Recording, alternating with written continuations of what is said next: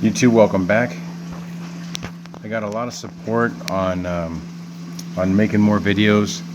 I was going to go to monthly updates, but everyone was leaving comments and telling me, that my videos, they're helping them out on certain things that I've came across in the reefing experience. So I'm going to keep having the videos come out. I don't know how often, but probably once a week. So here's what everything looks like. There's my 2A cans. You can kind of see it in the back, so I'll try and keep it as clear as possible. Here's my one of my zoa colonies. These ones are mostly blue and green, and then the other side has red and some orange in it. Different ones. So let me see if I can zoom in again.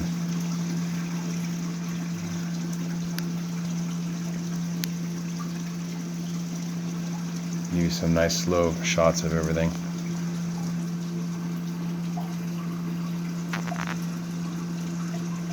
I mounted this one with that coral epoxy stuff.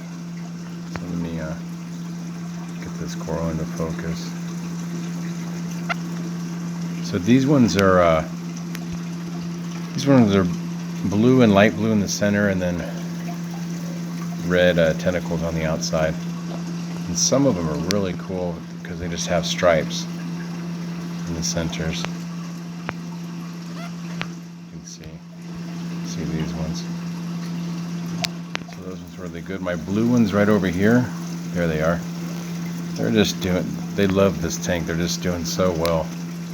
I think they came 5 polyps, and there's 3 new ones in just maybe 2 months or 2 to 3 months.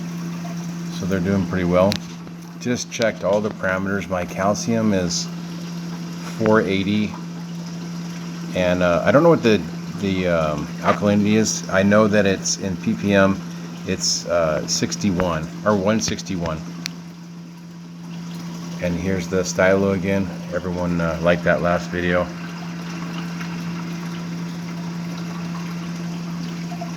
Just some close-ups. What I do for this is I have reef chili, and probably everybody does the same thing, but I turn off all the pumps, and I give it a couple blasts of the reef chili once or twice a week, and it's just doing really well. Alright, let me pause it and I will move over to the other side of the tank. Alright, here's my other zoas. I have 5 of the blue ones, and I think it came with 3 or 4 before. And the maroon colored ones, I think there's 2 extra heads there. And let me zoom on that A can across the tank. It's all the way across the tank there. So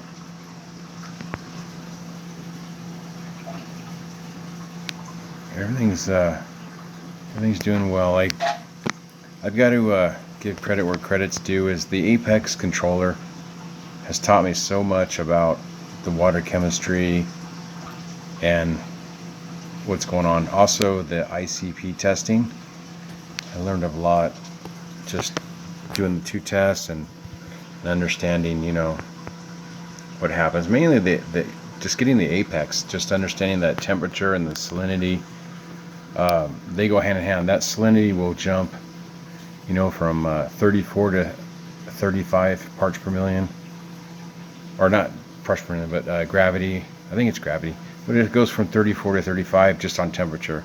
So if you guys keep your temperature really stable, your salinity will be stable. None of that you need a top off to have stable salinity. So there's a lot that you have to keep just an eye on everything. Let me zoom out a little so I can get it clear. Sorry about that. I was talking, not paying attention. So these zoas are just beautiful. There's some other ones. Let me try and zoom in. These are mostly my green with the insides are pink on most of these. I'll leave it there for a minute while I talk. So on salinity and temperature, it's auto top off, and If you do water changes, I don't do water changes, but if you do, make sure your temperature is correct and your salinity is correct at that temperature, and it's the same temperature as your water that you're putting it into, of course. Everything has to be correct on that. The other thing that I do too to keep temperature from swinging too much, I have 2 heaters. So let's say your tank needs a 300 watt or a 500 watt. Maybe if you can get like a 200 watt, 2 of those, or a 150 and a 150. What that does is, first of all, it's less wattage running one heater. And instead of warming your tank up 2 degrees, and then it's a 2-degree deadband, so on all heaters. So it's going to go up 2 degrees and then click off. Go down 2 degrees, click back on. Temperature is going to drop 2 degrees, it's going to come back on for 2 degrees. So that could happen several times a day or more. So what I do is I have the 2 heaters, and I'll leave you with the green stylo. So I have the 2 heaters running, and instead of dropping up and down all day, or at nighttime, the one heater will run most of the night, and the temperature will stay at that same temperature most of the night. The other one will kick on because they're 1 degree apart, so the other one will kick on and help it out if it needs to raise up. But that's only, mine's in the garage, and it's only on really cold nights because I don't have the garage door sealed, so air leaks around there. So it's kind of inefficient to have it out here in the garage, but that's the way I run my system out here. So a smaller heater is better. I would go half the size that they always recommend. It's not feasible to have your temperature going up and down, because it's temperature and salinity that's going up and down with that. So that kind of screws with things. And test for your parameters, test for your alkalinity and your calcium and everything like that. Try and get everything dialed in. If you guys can afford it, get the Apex and just start watching. You guys will learn so much just by watching the parameters. Another thing too that happens is why I don't do water changes is your ORP.